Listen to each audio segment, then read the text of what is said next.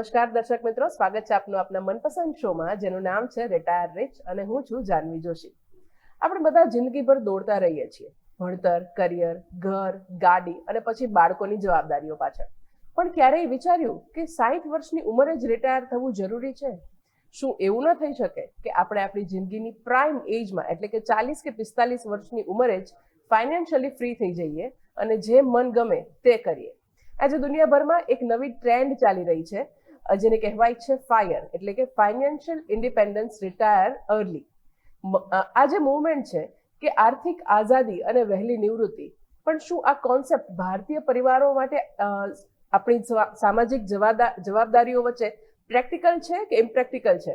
આ વિષય પર વિગતવાર ચર્ચા કરવા માટે આજે આપણા સાથે સ્ટુડિયો પર હાજર છે ફાઇનાન્શિયલ માર્કેટના જાણીતા એક્સપર્ટ, મની મંત્રાના ફાઉન્ડર મિસ્ટર વિરલભાઈ ભટ્ટ. વિરલભાઈ, આપનું સ્વાગત છે આજના એપિસોડમાં. આપણે જેવી રીતના વાત કરી કે જે ફાયરનો કોન્સેપ્ટ છે એ ઇન્ટરનેશનલી માર્કેટમાં તો બહુ મોટા પ્રમાણમાં ચાલી જ રહ્યો છે. ભારતનું કલ્ચર એક એવું છે કે અલગ રીતના ચાલે છે. ભારતના ફેમિલી ટ્રેડિશન્સ અલગ છે, ફેમિલીના અંદર એજ ગ્રુપ અલગ અલગ છે. તો આ દરેક વસ્તુની જ્યારે આપણે વાત કરતા હોઈએ ત્યારે ભારતમાં એ કેટલું પ્રેક્ટિકલ છે એના વિશે તમારા પાસે અમે વિગતવાર ચર્ચામાં લેશું. સૌથી પહેલા તો આપણે પૂછવા માંગીશ કે આ જે ફાયર છે એ ફાયર શું છે? તમારો આભાર જાનવીબેન, શોમાં બોલવા માટે. બહુ જ ઇન્ટરેસ્ટિંગ છે ડિસ્કશન અને એમ કહી શકાય કે ક્લોઝ ટુ માય હાર્ટ. રિટાયરમેન્ટના પોઈન્ટ ઓફ વ્યૂથી હંમેશા મારા ક્લાયન્ટ સાથે હું આ ચર્ચાઓ કરતો હોઉં છું. અને અમુક વર્ષોથી આ જે વેસ્ટર્ન ફિલોસોફી છે કે વેસ્ટર્ન કલ્ચર જે છે ત્યાંથી આવેલો આ કોન્સેપ્ટ છે.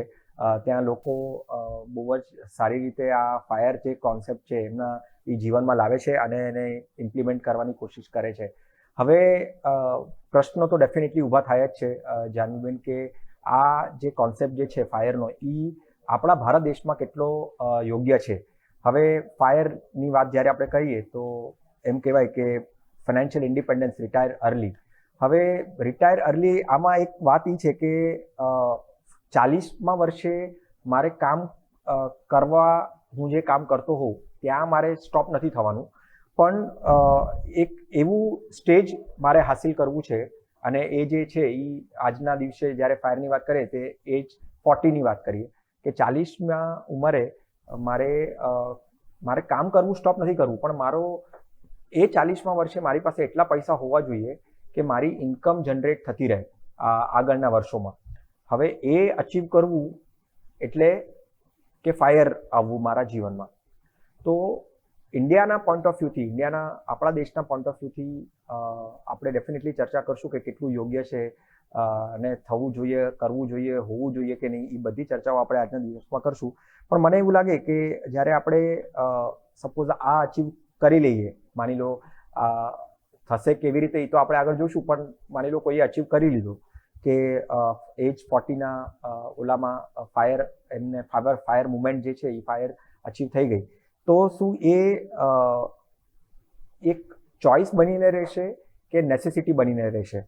કારણ કે જ્યારે આપણે વાત કરીએ તો એમાં એવા ઘણા બધા પાસાઓ જે છે એ પણ આપણે ધ્યાનમાં રાખવા જોઈએ જ્યારે આપણે ફાયર મુવમેન્ટની વાત કરતા હોઈએ.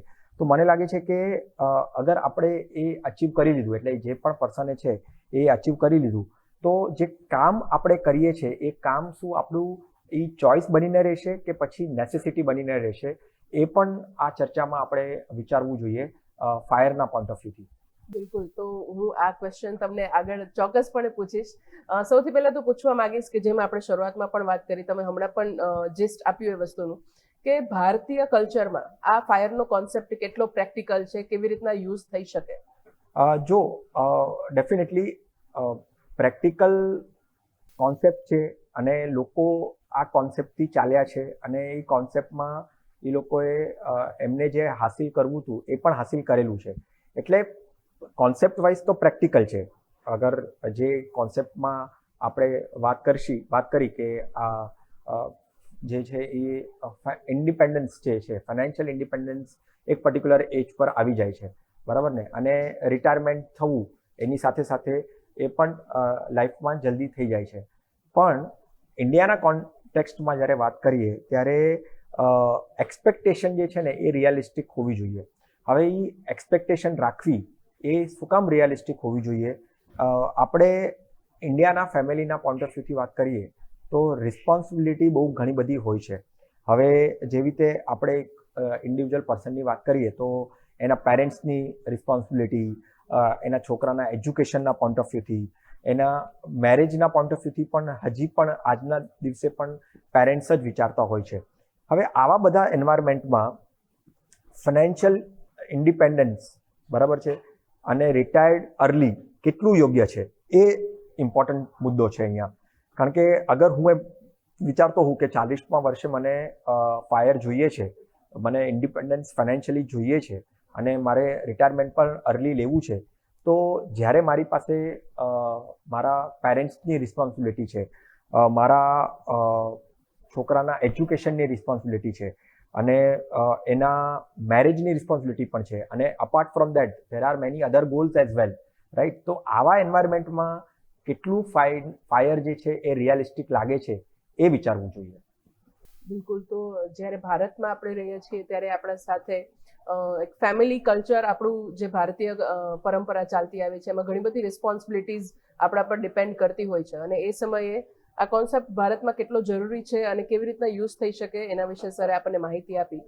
સર, આગળ હું આપને પૂછવા માંગીશ કે જ્યારે આપણે રિટાયરમેન્ટની વાત કરીએ છીએ ત્યારે જે સેવિંગ અમાઉન્ટ હોય એ એન્યુઅલી આપણે કેટલી રાખવી જોઈએ જેથી કરીને આ વસ્તુ પોસિબલ થઈ શકે?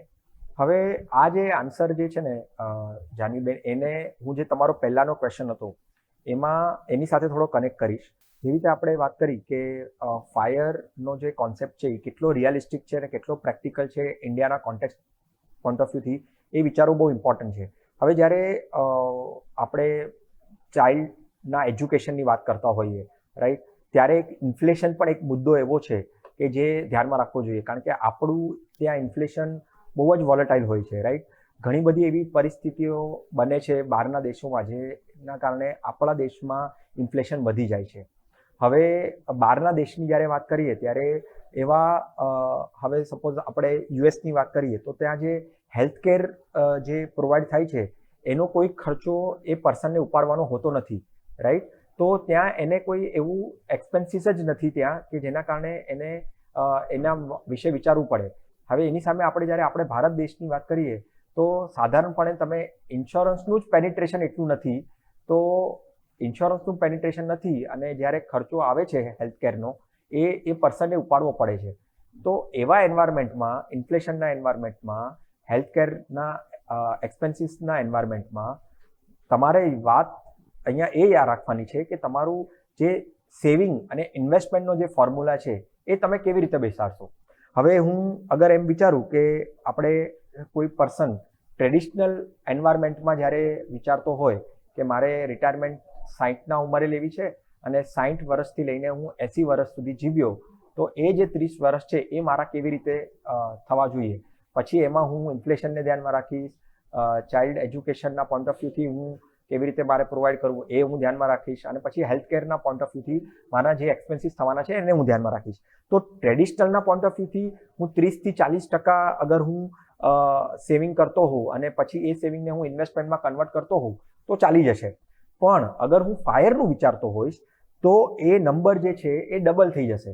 મારે ઓલમોસ્ટ 50 to 70% મારે સેવિંગ ટર્ન ઇન્વેસ્ટમેન્ટ કરવું પડશે. કારણ કે હું માની લો કે 24-25 વર્ષથી કમાવાનું ચાલુ કરીશ અને 24-25 વર્ષથી લઈને અગર 40માં હું રિટાયરમેન્ટ એક્સપેક્ટેશન રાખતો હોઈશ, મારી પાસે વર્ષો હશે માની લો 14 થી 15 વર્ષ, બરાબર છે, કારણ કે રિટાયરમેન્ટને કોર્પસ જમા કરવામાં. તો એ 15 વર્ષમાં મારી પાસે અગર હું મારા ઇન્કમનું ઓલમોસ્ટ 60 to 70% અગર હું ઇન્વેસ્ટમેન્ટ કરી શકતો હોઈશ ત્યારે જ મારી માટે ફાયર પોસિબલ છે. એના વગર પોસિબલ જ નથી. અને આપણે વાત કરી જ, કારણ કે એ 25 થી 40 વર્ષની અંદર મારા એવા રિસ્પોન્સિબિલિટી આવવાના છે જેને મારે મિટિગેટ કરવાના છે. તો ઇન્ડિયાના કોન્ટેક્સ્ટ પોઈન્ટ ઓફ વ્યૂથી આ નંબર બહુ જ ઇમ્પોર્ટન્ટ છે. અગર હું ટ્રેડિશનલ રિટાયરમેન્ટ લેવા માંગુ છું, હું ક્લિયર છું, તો મારી જે ઇન્વેસ્ટમેન્ટ હોવી જોઈએ એ 30થી 40% હોવી જોઈએ. અને અગર મારે ફાયર લેવું છે તો એ જ ઇન્વેસ્ટમેન્ટ મારી કમસે કમ 50 થી 70% હોવી જોઈએ, જેના કારણે હું ફાયર માટેના જે નંબર્સ જે છે એ હું અચીવ કરી શકું.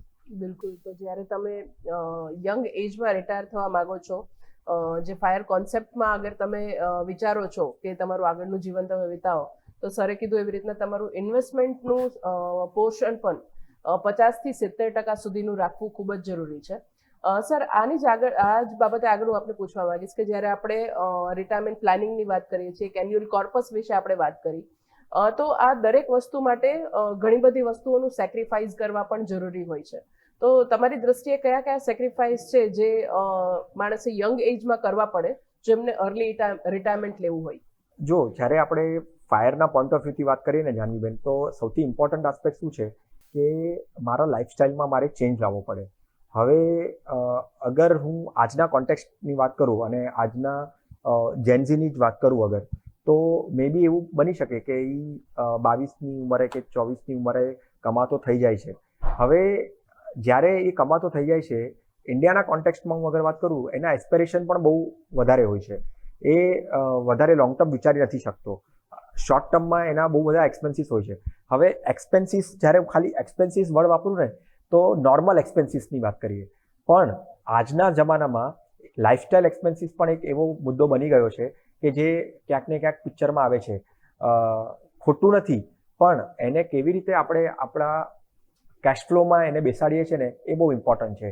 જેવી રીતે મોંઘા ગેજેટ્સ લેવા, મોંઘી કાર લેવી, રાઈટ, રેસ્ટોરન્ટ્સમાં જઈને જમવું, રાઈટ. તો આ બધું વસ્તુ ખોટી નથી, પણ તમારા કેશ ફ્લોમાં તમે કેવી રીતે એને બેસાડો છો અને કરવું, એ બહુ ઇમ્પોર્ટન્ટ છે. અને જ્યારે આપણે ફાયરની વાત કરીએ, તો આ જે બધા લાઇફસ્ટાઇલ એક્સપેન્સીસ છે ને, એનું સેક્રિફાઈસ સૌથી પહેલાં કરવું પડે. કારણ કે આજે આપણે અગર નંબર વાઇઝ રાખીએ ને, તો એક એવો ભાગ જે છે લાઇફસ્ટાઇલ એક્સપેન્સીસ, એ સારા એવા પૈસા આપણા છૂટા થતા જાય છે, ત્યાં સ્પેન્ડ થતા જાય છે ત્યાં. તો એને કેવી રીતે તમે સેક્રિફાઈસ કરો છો ને, એ સૌથી ઇમ્પોર્ટન્ટ છે. અને સાથે સાથે એવું કહેવાય કે જે આ લક્ઝરી પરચેસીસ છે, કે પછી જે આપણે ફોમોના વર્લ્ડમાં જીવીએ છીએ, જ્યાં ફિયર ઓફ મિસિંગ આઉટ આવે છે કે ભાઈ આ તો મેં લેવાનું મિસ કરી નાખ્યું, કે પછી જે આપણે કાર્ટની દુનિયામાં જીવી રહ્યા છે કે એક પછી એક આપણે જે પણ આપણને પરચેસ કરવું છે એ આપણે કાર્ટમાં એડ કરતા જઈએ છીએ અને આપણે પરચેસ કરતા જઈએ છીએ. શું એની જરૂર છે, નથી, અને જરૂર નથી તો શું એને આપણે સેક્રિફાઈસ કરવા માટે રેડી છે કે નહીં? તો લાઇફસ્ટાઇલ એક્સપેન્સીસ છે ને, એક બહુ જ મોટું આસ્પેક્ટ છે. કારણ કે તમે જેટલું આ લાઇફસ્ટાઇલ એક્સપેન્સીસને સેક્રિફાઈસ કરશો ને, એટલું તમારે વધારે ઇન્વેસ્ટ કરશો. અને જેટલું તમે વધારે ઇન્વેસ્ટ કરશો ને, જે આપણે હમણાં નંબર્સની વાત કરી કે 50 to 70% જેટલું તમારે ઇન્વેસ્ટમેન્ટ કરવું જ પડશે અગર 40 યર્સના એજમાં તમારે એ પર્ટિક્યુલર કોર્પસ તમારે અચીવ કરવું છે. તો જ્યાં તમે સેક્રિફાઈસ કરશો ને, ત્યાં તમે ડેફિનેટલી ક્યાંક આ જે ટાર્ગેટ લઈને ચાલશો અચીવ કરવાનું, એ તમે હાસિલ કરી શકશો. બિલકુલ. તો તમે એક ટાર્ગેટ સાથે અને એક ગોલ સાથે અગર તમારું ફાઇનાન્શિયલ પ્લાનિંગ કરી રહ્યા છો રિટાયરમેન્ટના એંગલથી, તો એ ખૂબ જ જરૂરી છે. આ ચર્ચાને આગળ વધારીએ, પરંતુ અત્યારે સમય થયો છે એક નાનકડા વિરામનો.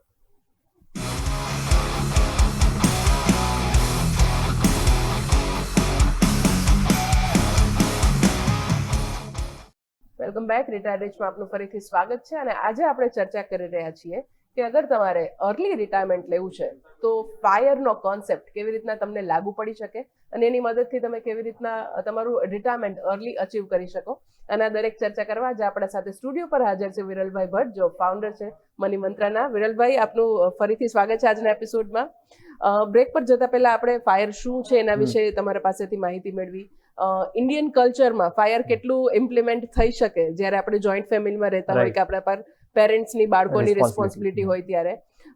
આગળ હું આપને પૂછવા માંગીશ કે ફાયરનો કોન્સેપ્ટ એક એવો છે કે જેમાં ભારતમાં તો હજી બહુ બેઝિક વસ્તુઓની જાણકારી છે, પણ આ બહુ વાઇડર ટોપિક છે. જ્યારે ઇન્ટરનેશનલી માર્કેટમાં આપણે જોઈએ તો ફાયરમાં ઘણી બધી વસ્તુઓ આવતી હોય છે. તો એના વિશે અમને થોડી વધારે માહિતી આપો કે શું આવે છે. ડેફિનેટલી. એટલે જેવી રીતે આપણે વાત કરી, ચર્ચા કરી કે આ જે પર્ટિક્યુલર કોન્સેપ્ટ જે છે એ વેસ્ટર્ન ફિલોસોફી અને વેસ્ટર્ન કલ્ચરથી આવેલો છે. ત્યાંના લોકો આને એડોપ્ટ કરે છે અને અચીવ કરવાની ટ્રાય કરે છે. એમાં અમુક વિધિન દેટ ફાયર ઓનલી અમુક કોન્સેપ્ટો રહેલા છે. એમાં એક આવે લીન ફાયર. લીન ફાયર એટલે તમારી જે લાઈફસ્ટાઈલ છે એ બહુ જ મિનિમલ હોવી જોઈએ. એટલે તમે તમારા જે એક્સપેન્સીસ છે, તમારા જે સ્પેન્ડિંગ છે, એને બહુ જ મિનિમલ રાખો છો. અને તમારું જે કોર્પસ પણ છે, એ કોર્પસ પણ તમે એક જે ટાર્ગેટ લઈને ચાલો છો ને, એ પણ કોર્પસ બહુ લોઅર સાઈડ પર લઈને ચાલો છો. એટલે ઘણી વખત આપણે એમ કહીએ ને કે ફાયરની જ્યારે વાત હોય ત્યારે કોર્પસ બહુ મોટું હોવું જોઈએ. રાઈટ, તો જ આપણે એ ફાયરને અચીવ કરી શકું. ના, એવું નથી. લીન ફાયર કરીને પણ એક વિધિન ધેટ ફાયર મુમેન્ટમાં એક છુપાયેલું રહેલું છે, જોડાયેલું રહેલું છે, કે ત્યાં તમે તમારી જે લાઈફસ્ટાઈલ છે, રાઈટ, આપણે થોડી વાર પહેલાં જ લાઈફસ્ટાઈલની વાત કરી કે કેવી લાઈફસ્ટાઈલ આપણે રાખી શકીએ. એમાં જ આપણે મિનિમલ લાઈફસ્ટાઈલ રાખીએ અને કોર્પસનું પણ જે આપણે અચીવ કરવું છે એને પણ આપણે મિનિમલ રાખીએ ને, તો તમે મિનિમલ ફાયરના કોન્સેપ્ટથી મિનિમમ લીન જે ફાયર છે ને એને અચીવ કરી શકો. હવે સાથે સાથે લીન ફાયર સાથે સાથે એક ફેટ ફાયર પણ આવે છે. ફેટ ફાયરમાં શું છે કે તમારી જે લાઈફસ્ટાઈલ છે ને એ તમે કમ્ફર્ટેબલ રાખો છો, તમે કોઈ કોમ્પ્રોમાઇઝ કરવા નથી માંગતા, અને સાથે સાથે હાયર કોર્પસને પણ તમારે અચીવ કરવું છે. એટલે તમારી લાઈફસ્ટાઈલને પણ તમે એકદમ સારી રીતે રાખવા માંગો છો, અને કોર્પસ જે તમારે કરવું છે ને એ પણ એકદમ હાયર કોર્પસ અચીવ કરવું છે. એટલે માની લો, ચાલે એક એક્ઝામ્પલના પોઈન્ટ ઓફ વ્યૂથી કે આજના દિવસે અગર આપણે કોઈને રિટાયરમેન્ટની વાત કરીએ તો રિટાયરમેન્ટનું કોર્પસ કેટલું હોવું જોઈએ? માની લો 2 કરોડ, 3 કરોડ, 5 કરોડની આસપાસ. પણ અગર તમે ફાયરના મુવમેન્ટની વાત કરો છો તો તમારું કોર્પસ ઓલમોસ્ટ ડબલ હોવું જોઈએ. 5 કરોડના બદલે તમારું કોર્પસ 10 કરોડ હોવું જોઈએ. 10 કરોડ શું તમે 40 યર્સમાં અચીવ કરી શકશો? એ તમારે જોવું જોઈએ. એટલે તમારી જે લાઈફસ્ટાઈલ છે એ કમ્ફર્ટેબલ રાખો છો, અને તમારું કોર્પસ જે છે એ તમે હાયર અચીવ કરવાનું રાખો છો. અને સાથે સાથે એક બરિસ્ટા ફાયર પણ હોય છે. એ પ્યોરલી ને પ્યોરલી ફોરેન કલ્ચરમાં જ બેસેલું છે, કે જ્યાં તમે પાર્ટ ટાઈમ વર્ક કરો છો. હવે તમે એજ્યુકેશન લઈ રહ્યા છો અને એજ્યુકેશન સાથે સાથે તમે પાર્ટ ટાઈમ વર્ક કરો છો અને તમારું અર્નિંગ સ્ટાર્ટ કરી દો છો. એટલે માની લો કે તમે 16 વર્ષના થયા કે 18 વર્ષના થયા, જ્યાં તમે કોલેજ કરી રહ્યા છો અને સાથે સાથે પાર્ટ ટાઈમ વર્ક કરી રહ્યા છો, જેનાથી તમારી અર્નિંગ જે છે એ તમારી અર્લી સ્ટાર્ટ થઈ જાય છે, જેના કારણે તમે સેવ વધારે કરી શકો છો અને તમે ઇન્વેસ્ટમેન્ટ વધારે કરી શકો છો. સો માની લો કે તમે 16 કે 18 વર્ષમાં પાર્ટ ટાઈમ વર્ક કરવાનું સ્ટાર્ટ કરી દીધું. તમે જ્યારે 24ના થાવ છો ત્યારે માઇટ બી કદાચ તમે 50,000 ઇન્કમથી સ્ટાર્ટ કરશો, પણ તમે 16 વર્ષના છો ત્યારે માઇટ બી તમને 15 કે 20,000 મળવાના સ્ટાર્ટ થઈ જશે. અને ધીરે ધીરે તમે 16 વર્ષથી લઈને માની લો 22 કે 24 વર્ષમાં જ્યારે ફૂલ ફ્લેજ કામ કરવાનું સ્ટાર્ટ કરશો ત્યારે તમારી પાસે જે કોર્પસ જે છે તમારો વધી ગયો હશે. તો પાર્ટ ટાઈમ વર્ક સાથે સાથે તમારી જે ઇન્વેસ્ટમેન્ટ કરવાની ક્ષમતા છે ને એ તમે બરિસ્તા ફાયરમાં તમે જોડાઈને રાખી શકો. તો આ ડિફરન્ટ ફાયરના કોન્સેપ્ટ છે. એના પ્રમાણે તમને કેવી રીતે ફાયર અચીવ કરવું છે તમારા લાઈફમાં એ તમે જોઈ શકો છો. બિલકુલ. તો આ જે અલગ અલગ કોન્સેપ્ટ તમે અમને સમજાવ્યા એ કદાચ ઘણા બધા લોકોને ખબર નહીં હોય ભારતમાં કે આવી રીતના પણ ઇન્ટરનેશનલી માર્કેટમાં ફાયર મૂવમેન્ટ વર્ક કરી રહી છે. સર, આગળ પૂછવા માંગીશ કે જ્યારે આપણે ઇન્ડિયન કલ્ચરની વાત કરી શરૂઆતમાં, રિસ્પોન્સિબિલિટીઝની વાત કરી, તો જે ફેમિલી રિસ્પોન્સિબિલિટી છે એ શું આ ફાયર અચીવ કરવામાં ઇમ્પેક્ટ કરી શકે છે અને કેવી રીતે? એબ્સોલ્યુટલી. એટલે આ હવે જો આપણે માઇન્ડસેટની પણ વાત કરીએ ને તો વેસ્ટર્ન કલ્ચરમાંનું માઇન્ડસેટ અને અહીંયાના કલ્ચરનું માઇન્ડસેટમાં બહુ ફરક છે. હવે ત્યાં એવું કહેવાય છે કે જેવું છોકરાનું સ્કૂલિંગ પતે છે, બરાબર છે, જેવું એનું કોલેજ સ્ટાર્ટ થાય છે, તો ઘણી વખત પેરેન્ટ્સ કહી દે છે એના બાળકને કે તું અમારી સાથે નહીં રહે અને તું તારી રીતે તારું આગળનું જે પણ છે એ તું જોઈ લેજે. હવે એ કલ્ચર આપણે ત્યાં નથી, રાઈટ. આપણે ત્યાં આજના દિવસે પણ એનું સ્ટાર્ટથી લઈને એન્ડના એજ્યુકેશન સુધી આપણે રિસ્પોન્સિબિલિટી લઈએ છીએ. સાથે સાથે એના મેરેજની પણ રિસ્પોન્સિબિલિટી આપણે ઇન્ડિયન કલ્ચરમાં આપણે રહેલી છે. હવે એવા એન્વાયરમેન્ટમાં આ ઇન્ડિયાના કોન્ટેક્સ્ટથી અગર જ્યારે વાત કરીએ ને તો ફાયર બહુ જ ડિફિકલ્ટ થઈ જાય છે, કારણ કે 40 વર્ષ સુધી, 40 તો શું, હું તો એમ કહીશ કે રિટાયરમેન્ટ એની આવે છે ત્યાં સુધી ક્યાંક ને ક્યાંક ફાઇનાન્શિયલ ડિપેન્ડન્સી પેરેન્ટ્સથી છોકરાથી લઈને પેરેન્ટ્સ સુધી રહેલી છે. તો એવા એન્વાયરમેન્ટમાં તમે કેવી રીતે તમારું આખું ડાયનામિક્સ છે એ સેટ કરો છો અને ફાયર મુવમેન્ટ તરફ આગળ વધો છો. કારણ કે ફાયર મુવમેન્ટ વિશે વિચારવું ખોટું નથી. ક્યાંય અમે એમ નથી કહી રહ્યા કે ફાયર વિશે તમે નહીં વિચારો, કારણ કે જ્યારે હું બોલી રહ્યો છું ને તો એવું ઇટ મે સાઉન્ડ કે નેગેટિવ છે. વિરલ ફાયરના મુવમેન્ટના વિશે લાગે છે કે એને ડિસ્કરેજ કરી રહ્યો છે. ના, એવું નથી. તમે જે પ્રેક્ટિકલ આસ્પેક્ટ્સ છે ને, પ્રેક્ટિકલ રિયાલિટી છે ને, એને વિચારવી બહુ જ જરૂરી છે. અને ઇન્ડિયાના કોન્ટેક્સ્ટથી જ્યારે આપણે વાત કરીએ ને જાહ્નવીબેન, ત્યારે બહુ જ ઇમ્પોર્ટન્ટ છે કે આ જે રિસ્પોન્સિબિલિટી વાળો જે ભાગ છે, જ્યાં સુધી એ રિસ્પોન્સિબિલિટી વાળો ભાગ તમારા જીવનમાંથી એલિમિનેટ નહીં થાય ને, નીકળશે નહીં ને, ત્યાં સુધી તમે છે ને ફાયર વિશે કોન્સન્ટ્રેટ નહીં કરી શકો, ફાયર વિશે અચીવ કરવાનું વિચારી નહીં શકો. આપણે એ પણ વિચાર કર્યો જાહ્નવીબેન કે ફાયરના મુવમેન્ટમાં બીજા ઘણા આસ્પેક્ટ ઇમ્પોર્ટન્ટ છે. એ આસ્પેક્ટને તમે અગર પ્રાયોરિટી આપશો ને તો ડેફિનેટલી ક્યાંક ને ક્યાંક આ રિસ્પોન્સિબિલિટી સાથે સાથે પણ તમે ફાયર અચીવ કરી શકશો. પણ યસ, બહુ જ ઇમ્પોર્ટન્ટ છે, ઇમોશનલી પણ અને પ્રેક્ટિકલી પણ Indians are very much attach towards પેરેન્ટ્સની રિસ્પોન્સિબિલિટી કે પછી છોકરાઓની રિસ્પોન્સિબિલિટી. આ બે ભાગ બહુ જ ઇમ્પોર્ટન્ટ છે અને એ ભાગોને ધ્યાનમાં રાખીને ફાયર મુવમેન્ટ કરવાની છે.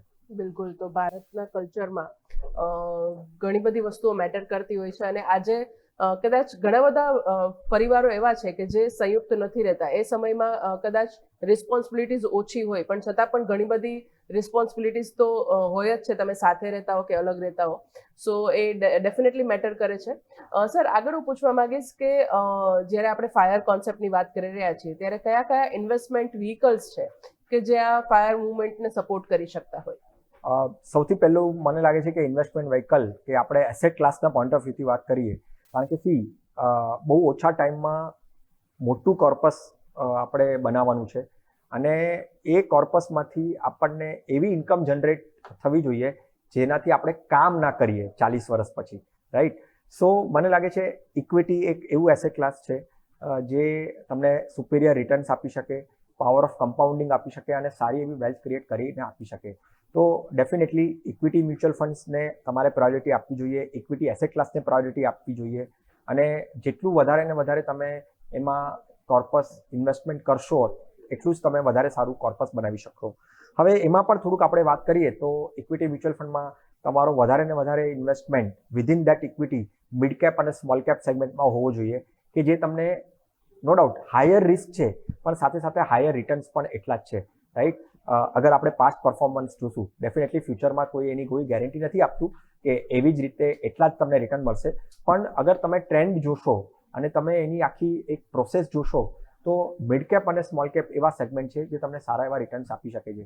તો વિધિન ઇક્વિટી તમે મિડ કેપ અને સ્મોલ કેપમાં એક્સપોઝર રાખી શકો. પણ સૌથી ઇમ્પોર્ટન્ટ શું છે જાનવીબેન, ખબર છે કે તમારું મેક્સિમમ કોર્પસ તમારા ઇન્વેસ્ટમેન્ટ તરફ જવું જોઈએ. તો જ તમે આ જે ફાયર મુવમેન્ટ છે ને એને સારી રીતે અચીવ કરી શકશો. કારણ કે તમે જ્યાં સુધી 60, 70, 80% સુધી ઇન્વેસ્ટમેન્ટ નહીં કરો ને અને તમારા એક્સપેન્સીસ તમે બહુ વધારે રાખશો ને તો આ છે ને ગણિત બેસશે નહીં. Definitely equity asset class important છે જ, એમાં કોઈ સવાલ જ નથી, પણ સાથે સાથે ઇક્વિટી એસેટ ક્લાસમાં ઇન્વેસ્ટમેન્ટનું કોર્પસ પણ એટલું જ વધારે ઇમ્પોર્ટન્ટ છે. બિલકુલ. તો જેમ શરૂઆતમાં આપણે તમે અમને ગાઈડન્સ આપ્યું એવી રીતના કે કમસે કમ 50 થી 70%, 80% સુધીનું ઇન્વેસ્ટમેન્ટ અગર તમારા ઇન્કમમાંથી થાય છે તો તમે ડેફિનેટલી ફાયર કોન્સેપ્ટ વિશે વિચારી શકો છો. અધરવાઇઝ એ અચીવ કરવું થોડું મુશ્કેલ થઈ શકે. સર, જ્યારે આપણે અસેટ એલોકેશનની વાત કરી રહ્યા છીએ ત્યારે દરેક વ્યક્તિ માટે એના ઇન્વેસ્ટમેન્ટ અને સેવિંગ્સ અલગ અલગ પ્રકારના હોય છે અને આપણે સ્પેશિયલી અગર જો બિઝનેસ ઓનર્સની વાત કરીએ કે જેમની કોઈ સર્ટન ફિક્સ ઇન્કમ નથી, એમનું એવરી મંથનું જે ઇન્કમ છે એ વેરી થતું હોય છે, ત્યારે એ લોકો માટે શું ફાયર કોન્સેપ્ટ અચીવ કરવો પોસિબલ છે? આમ જોવા જઈએ ને તો જાનવીબેન, બિઝનેસ ઓનર્સ તો એવા ઇન્ડસ્ટ્રીમાં કામ કરી રહ્યા છે કે જ્યારે એમને સ્ટોપનું બટન દબાવવું હોય ને તો એ સ્ટોપનું બટન દબાવી શકે, રાઈટ? કારણ કે એ પોસિબલ હોતું નથી કોઈ જે નોર્મલી સેલેરાઇડ ક્લાસ હોય. પણ આમાં ઇમ્પોર્ટન્ટ આસ્પેક્ટ એ છે કે ઇન્વેસ્ટમેન્ટના પોઈન્ટ ઓફ વ્યૂથી તો ડેફિનેટલી જે ઇન્વેસ્ટમેન્ટ વ્હીકલ્સ નોર્મલ ઇન્ડિવિજ્યુઅલ માટે છે, સિમિલરલી કોઈ એક બિઝનેસમેન માટે પણ એ જ ઇન્વેસ્ટમેન્ટ વ્હીકલ અવેલેબલ છે. એ વાત સાચી છે કે બિઝનેસ ઓનર્સના પોઈન્ટ ઓફ વ્યૂથી એનો જે કેશ ફ્લો હોય છે એ એક સર્ટન કેશ ફ્લો નથી હોતો. કોઈ મહિનામાં વધારે કમાય છે, કોઈ મહિનામાં ઓછું કમાય છે. તો એવા એન્વાયરમેન્ટમાં એક પર્ટિક્યુલર કોર્પસને અચીવ કરવું એ થોડું ડિફિકલ્ટ થઈ શકે છે. પણ અગર હું એને એવી રીતે વિચારું અને મૂકું કે ડેફિનેટલી ફાયર જેટલું કોઈ કંઈક ઇન્ડિવિજ્યુઅલ સેલેરાઇડ ક્લાસ માટે છે, સિમિલર એક બિઝનેસ ક્લાસ માટે પણ છે. એની પાસે મને લાગે છે કે ઇન ટર્મ્સ ઓફ કામ કરવાના પોઈન્ટ ઓફ વ્યૂથી હવે માની લો કોઈ સેલેરાઇડ ક્લાસવાળો પર્સન છે, એની પાસે રિસ્ટ્રિક્ટેડ ટાઈમ વાળું કામ છે, બરાબર છે? પણ અગર કોઈ બિઝનેસમેનને ફાયર મુવમેન્ટ અચીવ કરવી છે તો એ કામને બહુ વધારે સારી રીતે કરી શકે છે, વધારે વર્કિંગ અવર્સના પોઈન્ટ ઓફ વ્યૂથી. માની લો કોઈ એક પર્ટિક્યુલર બિઝનેસમેન 6 થી 8 કલાક જ કામ કરે છે એના બિઝનેસ માટે, પણ એની પાસે એવી કમ્ફર્ટ છે ને ફ્લેક્સિબિલિટી છે, એ જ 8 કલાક નહીં 14 કલાકમાં કામ કરીને એ અચીવ કરી શકે છે. કારણ કે વધારે કામ કરીને, વધારે ઓર્ડર્સ લઈને, મલ્ટી સિટીઝ કે મલ્ટી કન્ટ્રીઝમાં કામ કરીને ઇન્કમને વધારે અર્ન કરીને ઓછા ટાઈમમાં ફાયર મુવમેન્ટ ડેફિનેટલી કોઈ બિઝનેસ ક્લાસ પણ લાવી શકે છે. બિલકુલ બિલકુલ સર. તો તમે જેવી રીતના વાત કરી એવી રીતના બિઝનેસ ઓનર્સ માટે પણ આ વસ્તુ પોસિબલ છે. એ લોકો એમના અગર સમયને અને એમના ફંડ્સને એવી રીતના એલોકેટ કરે તો ડેફિનેટલી ફાયર કોન્સેપ્ટ એમના માટે પણ પોસિબલ છે. વિરેલભાઈ, તમારી સાથે આ ચર્ચામાં એક વાત તો અમને બહુ સ્પષ્ટપણે સમજાઈ ગઈ છે કે ફાઇનાન્શિયલ ઇન્ડિપેન્ડન્સનો મતલબ ફક્ત કામ કરવાનું બંધ કરવું નથી, પણ પોતાની મરજીથી પોતાની શરતો પર જીવવાની આઝાદી મેળવવાની છે. અને એટલા માટે જ આ ફાયર કોન્સેપ્ટ ભારતમાં પણ પોસિબલ છે અગર તમે સાચા રસ્તે અને સાચી માર્ગદર્શન સાથે તમારું ઇન્વેસ્ટમેન્ટ કરો. અમારા સાથે આ શોમાં આવવા માટે આપનો ખૂબ ખૂબ આભાર. આ સરસ ચર્ચાને દર્શકોને આટલા સરળ શબ્દોમાં પહોંચાડવા માટે આપનો ખૂબ ખૂબ આભાર. તો દર્શક મિત્રો, રિટાયર રિચનો સીધો રસ્તો કંજુસાઈથી જીવવાનો નથી, પરંતુ આજે જ સાચું અને સ્માર્ટ પ્લાનિંગ કરવાનો છે. જો તમે પણ વહેલા રિટાયર થઈને તમારા સપના પૂરા કરવા માંગતા હો તો આજથી જ તમારા પૈસાને પ્રોપરલી મેનેજ કરવાનું ચાલુ કરી દો. હાલ રિટાયર રિચમાં બસ આટલું જ, પરંતુ વધુ સમાચારો માટે અમારા સાથે જોડાયેલા રહો. નમસ્કાર.